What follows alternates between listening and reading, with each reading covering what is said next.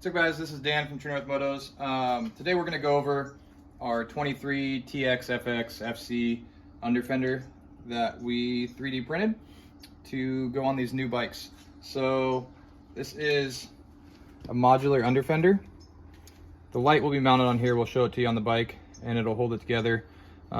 This is your wire guide. So the wire is going to come out. You're going to run it through here and then through this channel and up right here along this channel.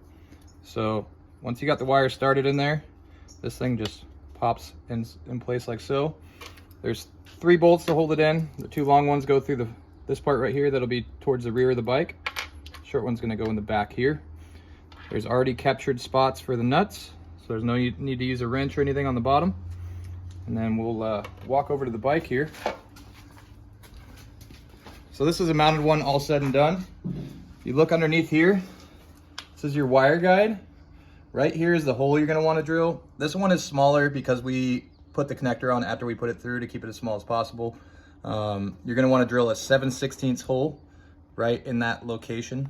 So kind of take note on that spot. The wire guide will use the stock bolt to bolt right in and hold in place after it's snapped into the front.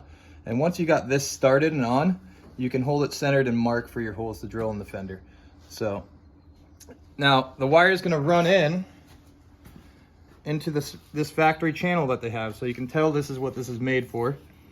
And it's popping out right here and going under the ECU to the taillight connector that you see in the other videos. Big fender washers on the top.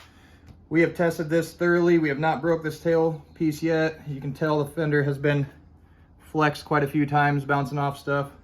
Austin's practicing his pivot turns apparently. So that is the new under fender for the 2023 TBI and then the FX and FC bikes. Thanks for checking it out.